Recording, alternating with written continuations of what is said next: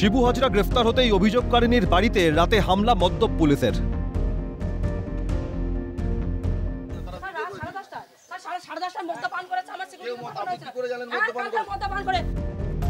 সন্দেশখালীর শাসকের চটিচাটা পুলিশ তখনও বুঝতে পারেনি শাহজাহানদের পরিণতি, তখনও ভরসা পাননি আক্রান্ত নির্যাতিতারাও। তাই মহিলারা কথা বলতেন মুখ ঢেকে, রাতেও থাকতেন বাড়ি ছাড়া।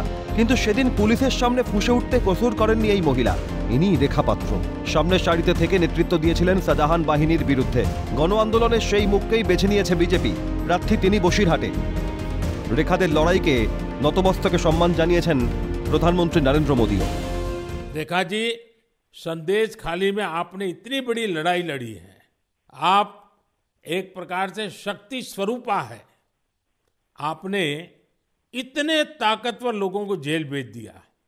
आपको अंदाजा है कि आपने कितने बड़े साहस का काम किया है। हमारा संदेशखाली की माँ बहन की पूरा सपोर्ट थी, इसलिए हम ये कर पाए सब।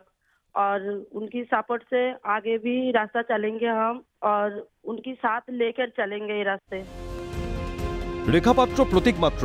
এবারের ভোটে শাসক তৃণমূলের বিরুদ্ধে প্রার্থী আদতে সন্দেশখালীর মা বোনেরাই।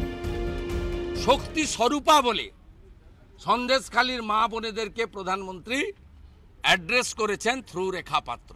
মায়েদের গায়ে যারা হাত দিয়েছে, মায়ের ইজ্জত সম্ভ্রম যারা লুণ্ঠন করেছে, তাদের কেউ ক্ষমা করবে না। সীমান্ত পারে সন্দেশখালীর এক ছোট্ট দ্বীপের এক আরো ছোট গ্রামে হতদরিদ্র পরিবারের ঘরের বউ রেখাপাত্র। গত এক দশক ধরে তারও দিন কেটেছে আতঙ্কে, কাপড়ে মুখ ঢেকে। চুনোপুটি ওদের তো ধরে কোনো লাভ নেই, এবার মেন মাথাটা ধরুক, তবেই না আমরা আশ্বস্ত পাবো। রেখা তখনও জানতেন না শাহজাহানদের ভবিষ্যৎ।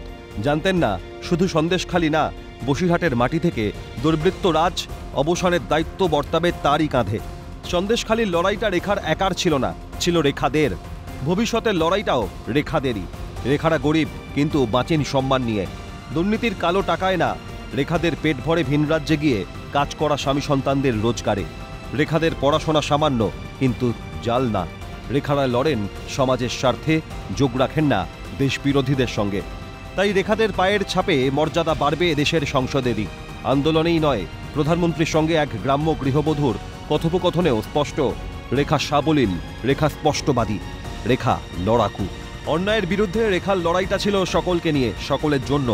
ভবিষ্যতের পথটাও যদি হয় of the people, by the people, for the people.